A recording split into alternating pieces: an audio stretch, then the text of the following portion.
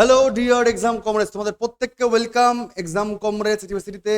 আর আমরা রেলের যে প্রাইম অ্যাফেয়ার্স, রেলের সামনে যে এনটিপিসি পরীক্ষা আরআরবি, তার গ্র্যাজুয়েট এবং আন্ডার গ্র্যাজুয়েট যে পরীক্ষা তোমাদের জানো, এনটিপিসির পরীক্ষার ডেট দিয়ে দিয়েছে গ্র্যাজুয়েট লেভেলটা 5ই জুন থেকে 23শে জুন।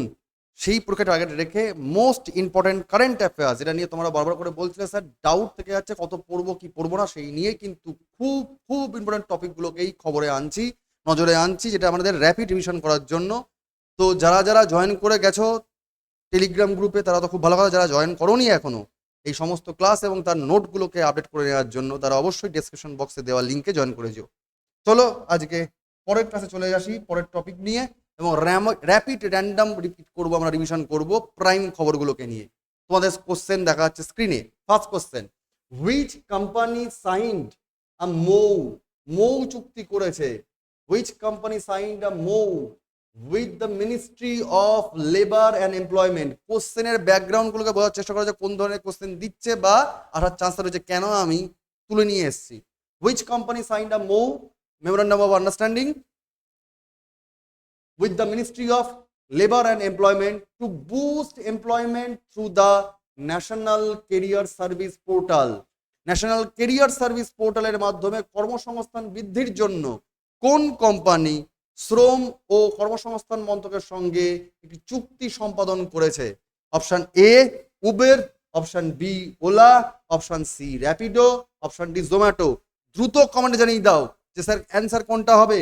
কোন কোম্পানি ন্যাশনাল কেরিয়ার সার্ভিস পোর্টালের মাধ্যমে মিনিস্ট্রি অফ লেবার অ্যান্ড এমপ্লয়মেন্টের সঙ্গে এমপ্লয়মেন্টকে আরো জেনারেট করার জন্য, বুস্ট আপ করার জন্য মৌ সাইন করেছে?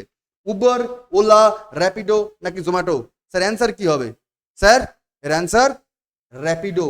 Rapido is the correct answer. Rapido is the correct answer. ডিটেলটা দেখে নিই স্যার। শ্রম ও কর্মসংস্থান মন্ত্রণালয় ন্যাশনাল কেরিয়ার সার্ভিস বা এনসিএস এই পোর্টালের মাধ্যমে লজিস্টিক ও পরিবহন খাতে কর্মসংস্থানের সুযোগ বৃদ্ধির জন্য র্যাপিডোর সাথে একটি চুক্তি স্বাক্ষর করলো। দিস কোলাবোরেশন এইমস টু, কি লক্ষ্যমাত্রা লাগছে? To create over 50 lakh livelihood opportunities within the next 1 to 2 years. 1 থেকে 2 বছরের মাধ্যমে 2 বছরের মধ্যে 50 লাখ জীবনকে, 50 লক্ষের বেশি লোকজনকে সুবিধা দিতে চাইছে, যেটা ট্রান্সপোর্টের মাধ্যমে হবে। এবং ট্রান্সপোর্টে যেমন বাড়বে তেমনই পরিবহনের সুযোগ যেমন বাড়বে, তেমনই কর্মসংস্থানের সুযোগ বাড়বে। তো এটাই হচ্ছে তার লক্ষ্যমাত্রা এই মন্ত্রকের সঙ্গে র্যাপিডোর চুক্তি। ঠিক পরের কোশ্চেন তোমাদের চোখের সামনে রয়েছে, হুইচ প্রেস্টিজিয়াস অ্যাওয়ার্ড থেকে কোশ্চেন আসে স্যার ভারী ভারাক্কাম ভাবে।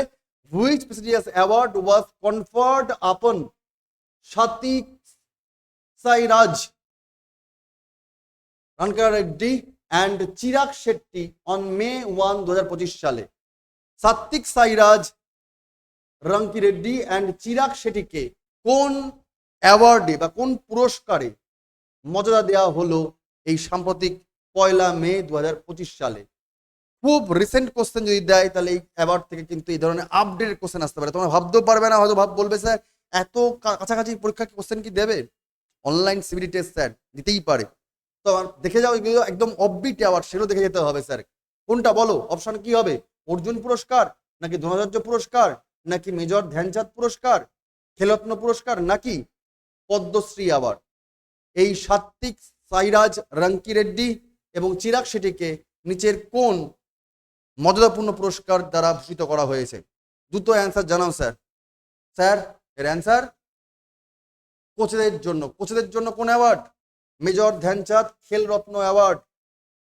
ধ্যানচাঁদ অ্যাওয়ার্ড কোচেদের জন্য, দ্রোণাচার্য অ্যাওয়ার্ড দেওয়া হয় ঠিকই, কোচেদের জন্য নয় স্যার, এটা Dhyan Chand award sir. Dhyan Chand award is the right answer. ডিটেলটা দেখে নাও।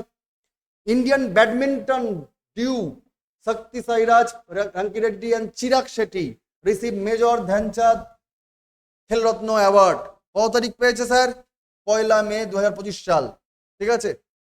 কোন মন্ত্রীর কাছ থেকে পেয়েছেন? From the union minister doctor Mansukh Mandaviya, অর্থাৎ মনসুখ মান্ডভিয়ার কাছ থেকে তিনি অ্যাওয়ার্ডটা পাচ্ছেন। এই দুজন কোন খেলার সঙ্গে সম্পর্কিত? তারা ব্যাডমিন্টন খেলার সঙ্গে সম্পর্কিত। ঠিক আছে। ব্যতিক্রমী অ্যাচিভমেন্ট করার জন্য, অর্জনের জন্য তারা এই অ্যাওয়ার্ড পাচ্ছে। এবং এশিয়ান গেমসে, কমনওয়েলথ গেমসে ভালো পারফর্ম করার জন্য তারা অ্যাওয়ার্ডটা পাচ্ছেন ব্যাডমিন্টন খেলার সঙ্গে সম্পর্কিত। চলো পরের কোশ্চেন, দ্রুত দ্রুত কমেন্টে উত্তর দিয়ে দাও স্যার। সোজা question, how many Rafale marine Rafale M aircraft is India procuring for the navy? ভারতের নৌবাহিনীর জন্য কতটি রাফাল মেরিন বা রাফাল এম বিমান সংগ্রহ করেছে? সাম্প্রতিককালেই অপারেশন সিন্দুর হলো, সেই রিলেটেড কোশ্চেন। রাফাল বিমান ভারতের নৌবাহিনীর জন্য কতগুলো রাফাল মেরিন এসছে? তোমরা দ্রুত কমেন্টটা জানাও। 36টা নাকি 26টা নাকি 57টা নাকি 22টা? দ্রুত বলো কোনটা হবে স্যার রাফাল মেরিন, যেটা পার্টিকুলার নৌবাহিনীর জন্য ব্যবহার করা হবে বলে ঘোষণা করা হচ্ছে? 36, 26, 57 নাকি 22? স্যার অ্যান্সার কি হবে? এর answer B. B is the 26টা ইজ দ্য কারেক্ট অ্যান্সার। 26টা হবে সঠিক উত্তর। India signed an intergovernmental agreement with France. ভারতের সঙ্গে ফ্রান্সের চুক্তি হয়েছে এপ্রিল 28 2025 সালে to procure 26 Rafale M fighter jets at cost of 7.4 billion ভারতীয় মুদ্রায় 63,000 কোটি টাকাতে ভারত সরকার ফ্রান্সের সঙ্গে চুক্তি করছে, আন্তঃসরকারি চুক্তি একটা, যার মারফত 63,000 কোটি টাকা খরচা করার মাধ্যমে 26টি রাফায়েল যুদ্ধ বিমান নৌবাহিনীকে দেওয়া হবে। These include 22 single seater and 4 twin seater। 4টে হবে টুইন সিটার আর সিঙ্গেল সিটার হবে 22টা। To be deployed on aircraft carriers INS Vikrant. কোন কোন নৌবাহিনীকে দেওয়া হচ্ছে? আইএনএস বিক্রান্তকে দেওয়া হচ্ছে এন্ড আইএনএস বিক্রমাদিত্যকে দেওয়া হচ্ছে। এবং এই দুটো নৌজাহাজের মধ্যেই এই রাফায়েল এম তার সাপোর্ট দেওয়া হবে। খুবই ইম্পর্টেন্ট সাম্প্রতিক খবরগুলোর জন্য ডিফেন্স থেকে খেয়াল রেখো। চলে আসো পরের কোশ্চেন, দ্রুত কমেন্টে জানাবে স্যার অ্যান্সার কি? In which country will the headquarter of international big cat airlines be established? আন্তর্জাতিক big cat airlines, big cat মানে সিংহ, বাঘ, এগুলো, এর সদর দপ্তর কোন দেশে স্থাপিত করা হবে বলে ঘোষণা করা হয়েছে? তার মানে এনভায়রনমেন্ট রিলেটেড খবরগুলো কিন্তু পরীক্ষার জন্য খুব ইম্পর্টেন্ট স্ট্যাটিক লেভেল থেকে। বলো স্যার, আন্তর্জাতিক বিগ ক্যাট অ্যালায়েন্স সদর দপ্তর হিসাবে কোন দেশে স্থাপিত করা হবে বলে ঘোষণা করা হচ্ছে? অপশন এ সোমালিয়া, নাকি অপশন বি ইন্ডিয়া, নাকি অপশন সি নিকারাগুয়া, নাকি option D Estonia? Sir answer কি হবে? আন্তর্জাতিক বিগ ক্যাট অ্যালায়েন্সের সদর দপ্তর কোথায় স্থাপন করা হবে বলে ঘোষণা করা হচ্ছে স্যার? বলো স্যার অ্যান্সার কি? এর অ্যান্সার কি হবে কমেন্টে জানাও স্যার। Answer India. খুব খুব ইম্পর্টেন্ট, ভারতে হবে আন্তর্জাতিক big cat alliance, international big cat alliance হবে, তার সদর দপ্তর হেডকোয়ার্টার এস্টাবলিশ হবে ইন্ডিয়াতে। ডিটেল দেখে নাও। আন্তর্জাতিক বিগ ক্যাট অ্যালায়েন্স বা international big cat alliance is a global initiative launched by India in 2023। Initiative নেওয়া হয়েছে 2023 সালে to facilitate collaboration in the protection and conservation of 7 big cat species, যেমন tiger, lion, leopard, snow leopard কিংবা puma, jaguar and cheetah. এই প্রাণীগুলোকে সংরক্ষণ করার জন্য 7খানা যে বিগ ক্যাট শ্রেণী রয়েছে, বিগ ক্যাট প্রজাতি রয়েছে, তাদেরকে সংরক্ষণ করার জন্য ইন্ডিয়া এই উদ্যোগ আন্তর্জাতিক স্তরে নিয়েছিল 2023 সালে এবং তার জন্য হেডকোয়ার্টার এস্টাবলিশ করা হবে ইন্ডিয়াতে। ঠিক, চলো পরের কোশ্চেন তোমাদের স্ক্রিনে রয়েছে স্যার। দ্রুত দ্রুত র্যাপিড রিভিশন স্যার, সময় নষ্ট নয়, ভাঁড় বকা নয়, দ্রুত কাজের পয়েন্টগুলোকে পড়াশোনা করো, র্যাপিডলি রিভিশন করে নাও আর নোট টেলিগ্রাম গ্রুপে পেয়ে যাও। চলো বলো, which state ranked first among large and mixed mid size states in the India justice report 2025 সাল? ইন্ডিয়া জাস্টিস রিপোর্ট 2025-এ বৃহৎ ও মাঝারি আকারের রাজ্যগুলির মধ্যে কোন রাজ্য প্রথম স্থান অধিকার করেছে? সোশ্যাল জাস্টিস পয়েন্ট অফ ভিউতেও কিন্তু কোশ্চেন আসছে স্যার। আমরা ডাইনামিক জায়গাগুলো রাখছি, কেন কোশ্চেনগুলো রাখছি? যাতে তোমরা নিঃসন্দেহে 30 নম্বরের যে কোশ্চেন থাকবে এনটিপিসি পরীক্ষায়, তার একটা ভালো মার্কস এই পরীক্ষায় পাস করার জন্য যা দরকার সে জায়গা তৈরি করে দেওয়ার জন্য যা যা দরকার সেগুলো করে দেওয়ার চেষ্টা করছি আমাদের তরফ থেকে। তোমরা আরো কি কি চাইছো সেটা তোমাদের কিন্তু গুরুত্বপূর্ণ মন্তব্য কমেন্টে জানিয়ে দিও। যাই হোক, বলে ফেলো অ্যান্সার কি হবে স্যার। কোন রাজ্য প্রথম স্থান অধিকার করছে ইন্ডিয়া জাস্টিস রিপোর্ট 2025 সাল অনুযায়ী? অপশন এ কর্ণাটকা, নাকি অপশন বি তেলেঙ্গানা, না অপশন সি অন্ধ্রপ্রদেশ, নাকি অপশন ডি ওয়েস্ট বেঙ্গল? কোনটা হবে স্যার? কমেন্টে দ্রুত জানিয়ে দাও স্যার অ্যান্সার কি হবে। Sir answer Karnataka is the right answer. Karnataka is the right answer. চলো, ইন্ডিয়া জাস্টিস রিপোর্ট বা আইজেআর বলা হয়, 2025 সালে এটা বেরিয়েছিল। Evaluates the justice delivery capacity of Indian states across 4 pillars. ভারতের 4টে যে সিস্টেম রয়েছে, পুলিশিং সিস্টেম, জুডিশিয়ারি ব্যবস্থা, প্রিজনস অ্যান্ড লিগাল এইড, আইনি সহায়তা দেওয়া। তো আইনি সহায়তা দেওয়া কিংবা শাস্তি দেওয়া, প্রিজনমেন্ট, কিংবা পুলিশিং সিস্টেম, কিংবা জুডিশিয়ারি বিচার ব্যবস্থা দেওয়া, এই 4টের মধ্যে কোন রাজ্য সব থেকে ভালো পারফরমেন্স করছে, র্যাঙ্কিং করছে, সেই রিপোর্ট অনুযায়ী 2025 সালে যে রিপোর্ট বেরিয়েছে, যার 4র্থ সংস্করণ রিপোর্টটা, সেটা কি বেরোচ্ছে, এখানে পার্টিকুলারলি সবার আগে উঠে আসছে কে, কর্ণাটকা। তারপর কর্ণাটকার পর রয়েছে কারা, কোন কোন রাজ্য, অন্ধ্রপ্রদেশ 2nd র্যাঙ্কে, তেলেঙ্গানা তারপরে 3rd র্যাঙ্কে, পশ্চিমবঙ্গ সব থেকে নিচু হারে রয়েছে, সর্বনিম্ন স্তর। এটা আমাদের রাজ্যের জন্য ভাই লজ্জা, আমাদের রাজ্যের জন্য।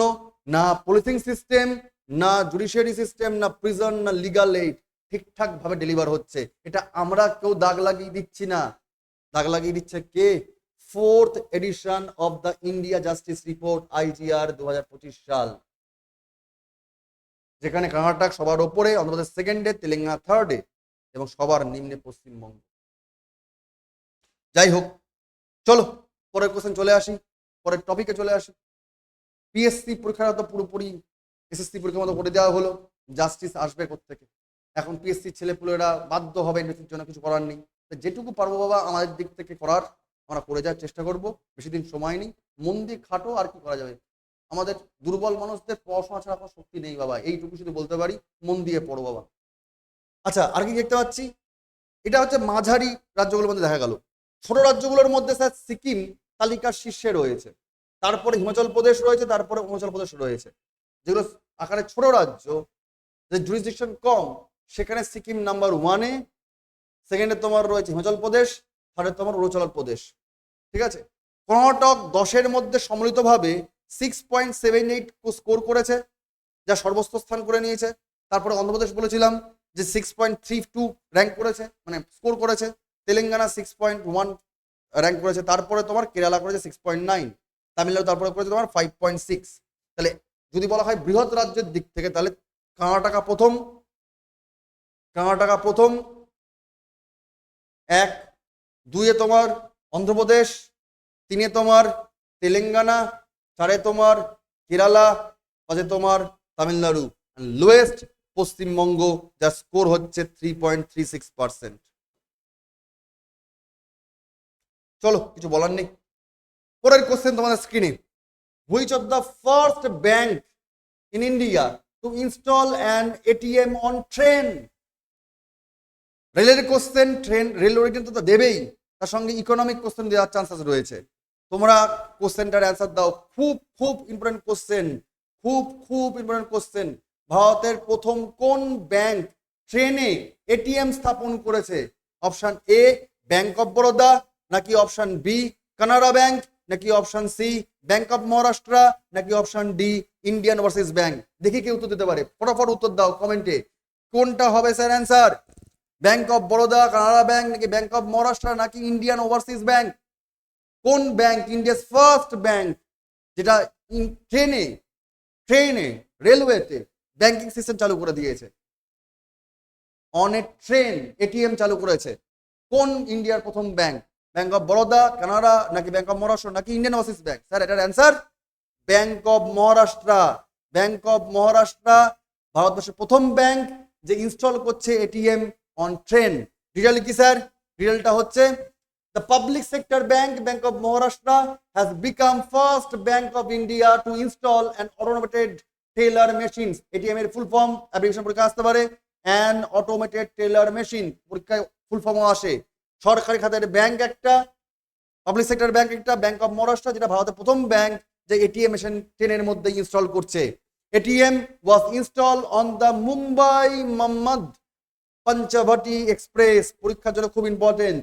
মুম্বাই মনমদ পঞ্চবটি এক্সপ্রেস এটা প্রথম স্থাপন করা হয়েছে। তাহলে ভারতবর্ষের প্রথম কোন ট্রেনে এটিএম রয়েছে?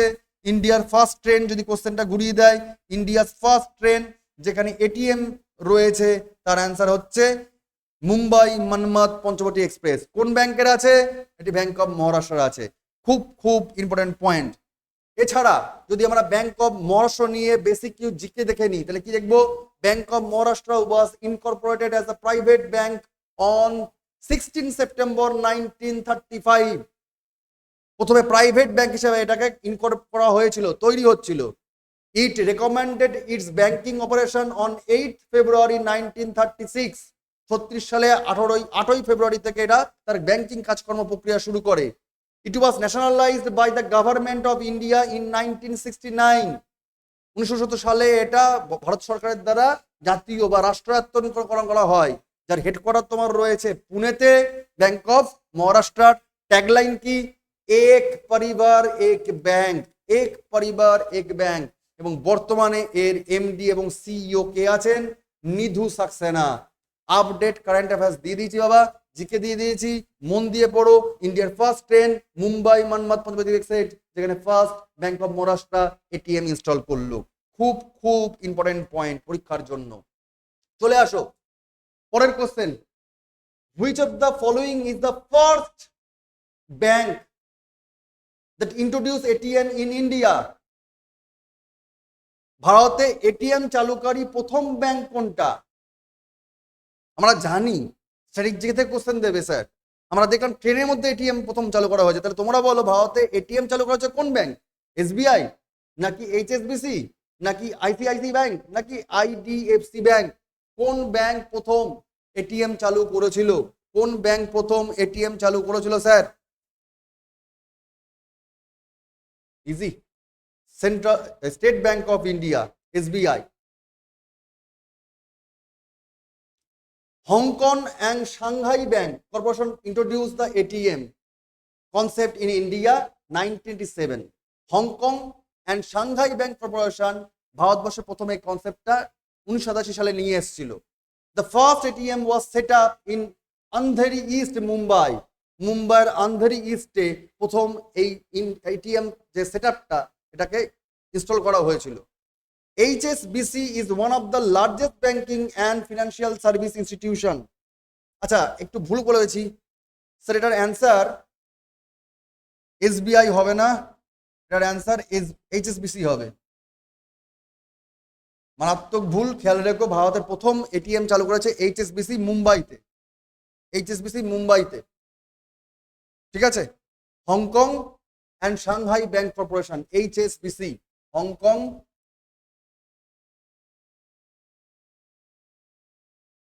And Shanghai bank corporation HSBC Andheri Mumbai প্রথম চালু করেছে, ঠিক আছে। যার হেডকোয়ার্টার কোথায় স্যার? হেডকোয়ার্টার হচ্ছে লন্ডনে। হেডকোয়ার্টার স্যার লন্ডনে। স্ট্যাটিক জিকের পোর্শন একটু খেয়াল রেখো। আমরা অনেকে হয়তো ভুল করে এসবিআই করে দেবো, যেমন আমি প্রথমে ভুলটা করে দিয়েছিলাম। স্যার এটা খেয়াল রেখো, HSBC করেছে। স্ট্যাটিক জিকের কোশ্চেন। চলো next question. Which country recorded it's hottest year ever in 2024 with rising night time temperatures? রাত্রিবেলা, রাত্রিকালীন তাপমাত্রা সব থেকে বেড়েছে ভারতবর্ষের, ভারতবর্ষ বলছি, পৃথিবীর কোন দেশে? বিশ্বের উষ্ণতম রেকর্ড রাত্রিকালীন অবস্থায় হয়েছে 2024 সালে নিচের কোন দেশে? কেনিয়া নাকি তানজানিয়া নাকি উগান্ডা নাকি জাম্বিয়া? কেনিয়া, তানজানিয়া, উগান্ডা নাকি জাম্বিয়া? কোনটি রাইট অ্যান্সার স্যার? দ্রুত কমেন্টে জানিয়ে দাও।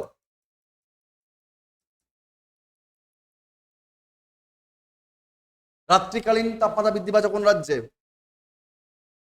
Uganda. C is the right answer. Uganda is the right answer. কি স্যার?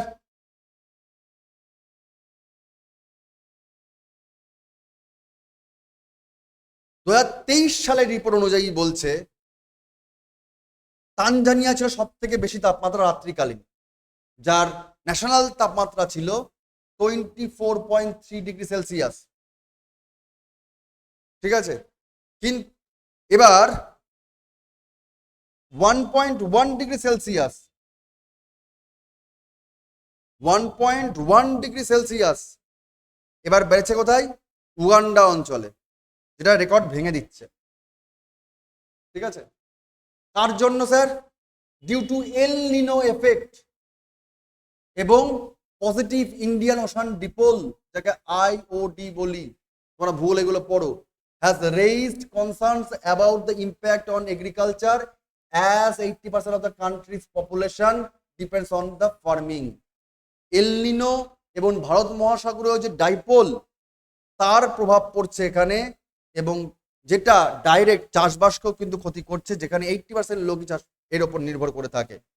ঠিক আছে, খেয়াল রেখো বাবা, এটার অ্যান্সার। চলো পরেরটা, লাস্ট এর আগের কোশ্চেন 9 নম্বর। চলো, which ancient Indian text has been included in UNESCO's memory of the world registration 2025 সাল। ইউনেস্কো 2025 সালের মেমোরি অফ দ্য ওয়ার্ল্ড রেজিস্টারে কোন প্রাচীন ভারতীয় গ্রন্থটি অন্তর্ভুক্ত করা হয়েছে? ইউনেস্কো, তার ফুল ফর্ম এবং হেডকোয়ার্টার কোথায় তোমরা কমেন্ট জানিয়ে দাও। বেসিক কোশ্চেন, কবে এস্টাবলিশ হয়েছে সেটা বলে দাও। বেসিক কোশ্চেন, একটু র্যাপিড রিভিশন করে নাও। আর বলে ফেলো এর যে memory of the world register, সেখানে কোন ভারতীয় গ্রন্থ 2025 সালে ইনক্লুড করা হলো? নাট্যশাস্ত্র, শ্রীমদ্ ভগবদ্গীতা, নাকি ভগবদ্গীতা এবং অস্ত্রশাস্ত্র, নাকি উপনিষদ ও মহাভারত, নাকি অথর্ব বেদ এবং রামায়ণ? এদের মধ্যে কোন যে পেয়ার, কোন জোড়াটাকে ইনক্লুড করা হয়েছে ইউনেস্কোর memory of the world register, তার প্রাচীন গ্রন্থ হিসাবে? কি হবে স্যার এটার অ্যান্সার? নাট্যশাস্ত্র, শ্রীমদ্ ভগবদ্গীতা, নাকি ভগবদ্গীতা অথশাস্ত্র, নাকি উপনিষদ মহাভারত, নাকি অথর্ববেদ রামায়ণ? নাট্যশাস্ত্র এবং Bhagavad Gita is the right answer. Option A is the right answer. Option A is the right answer. Detailing কি sir? Bhagavad Gita and Natyashastra in ইউনেস্কোর memory of the world register include করা হয়েছে। The classical ancient text Natyashastra and Srimad Bhagavad Gita have been inscribed in UNESCO's memory of the world register. The total number of Indian inscriptions inscribed in UNESCO's memory of the world register now stands at 40. এই ভগবদ্গীতাকে এবং নাট্যশাস্ত্রকে include করার পর ইউনেস্কোর memory of the world রেজিস্টারে লিপিবদ্ধ হয়ে রইল ভারতের মোট প্রাচীন শিলালিপিগুলোর 14খানা সংখ্যা। 14খানা জিনিসকে কিন্তু এই নিয়ে ভারতবর্ষের প্রাচীন জিনিসকে ইনক্লুড করা হলো এই রেজিস্টারের মধ্যে। ঠিক। অ্যান্ড আজকের জন্য last question, last revision. Meghayan 25 recently hosted by the Indian Navy is associated with the which of the following fields? ভারতীয় নৌবাহিনীর দ্বারা সম্প্রতি আয়োজিত মেঘায়ন 2025 নিম্নলিখিত কোন ক্ষেত্রের সঙ্গে সম্পর্কিত? Option A Naval weapon system, নাকি অপশন বি মেরিটাইম লজিস্টিক্স, নাকি অপশন সি মেটেরোলজি অ্যান্ড ওশিয়ানোগ্রাফি, নাকি option D Naval aviation and technology? নৌবাহিনী বললে তোমার মাথায় দুখানা জিনিস খেলবে স্যার। এক হতে পারে না নেভাল উইপন সিস্টেম, অথবা দুই মেরিটাইম লজিস্টিক, নাকি স্যার হতেও পারে ডি নেভাল এভিয়েশন টেকনোলজি, নাকি আবার অনেকে ভাবে স্যার সি হয়ে যাবে। হ্যাঁ স্যার সি আবহাওয়া অ্যান্ড সমুদ্রবিদ্যা, meteorology and oceanography is the right answer. কি স্যার রিয়েলটা? মেঘ নাম শুনতে পাচ্ছ, মেঘ মানে ক্লাউড। মেঘায়ান 25 থিম অ্যান্ড অবজেক্টিভস কি ছিল স্যার? এর উদ্দেশ্য কি ছিল? The event commemorate the formation of the world meteorological organization WMO and celebrated World Meteorological Day 2025 23rd March. প্রতি বছর পালন করা হয় ওয়ার্ল্ড মেট্রোলজিক্যাল ডে। এটাও জিকের জন্য ইম্পর্টেন্ট। বিশ্ব তোমার কি বলে আবহাওয়া দিবস কবে পালন করা হয়? বিশ্ব আবহাওয়া দিবস পালন করা হয় 23শে মার্চ, এবং এই দিনটাকে পালন করার জন্যই এই থিম ছিল কিন্তু এই অনুষ্ঠানটার। ঠিক আছে, মেঘায়ান 2025 was held under the WMO Day 2025, the theme ছিল closing the early warning gap together, which highlights the importance of improving early warning system for the climate and disaster preparedness. অর্থাৎ যদি কোনো রকম ভাবে আবহাওয়াগত সমস্যা আসে, ক্লাইমেট চেঞ্জ হয়, যদি বিপর্যয় আসে, সেগুলোকে আর্লি ওয়ার্নিং দেওয়ার জন্য, তার সিস্টেমকে ডেভেলপ করার জন্যই কিন্তু এই মেক 25 থিম করা হয়েছিল, মেঘায়ান 25 থিম করা হয়েছিল। সুতরাং ক্লাইমেটোলজির দিক থেকে বা ন্যাচারাল ডাইভার্সিটি বা ডিজাস্টার ম্যানেজমেন্টের দিক থেকে কিন্তু এই ধরনের কারেন্ট অ্যাফেয়ার্স খুব খুব ইম্পর্টেন্ট ভূমিকা পালন করবে।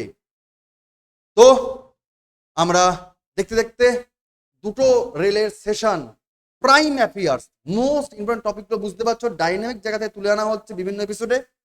তো রেলওয়ের যে prime episode, prime affairs, important most important টপিকগুলো তোমাদের কভার করে দেওয়া হচ্ছে, র্যাপিডিশন করে দেওয়া হচ্ছে। আশা করা যায় এখান থেকে তোমরা কমন পাবেই। চেষ্টা করবো আরও কিছু নোট তোমাদের টেলিগ্রাম গ্রুপে দিয়ে দেওয়ার, কিন্তু মোস্ট ইম্পর্টেন্টগুলো তোমাদের ঝালিয়ে দিচ্ছি। আমরা পরের 3 নম্বর ক্লাস নিয়ে চলে আসবো। তোমাদের আরও কি জিনিস পেতে পারলে তোমাদের ভালো হয় সেটা অবশ্যই কমেন্টে জানিয়ে দাও।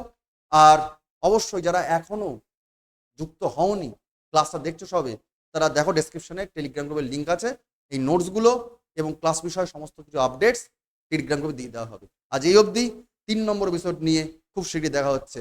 প্রত্যেক সময় প্রত্যেকে ভালো থাকো, পড়াশোনা করো, সামনেই পরীক্ষা, সুস্থ থাকো, নিজের খেয়াল রাখো, and best of luck. Thank you.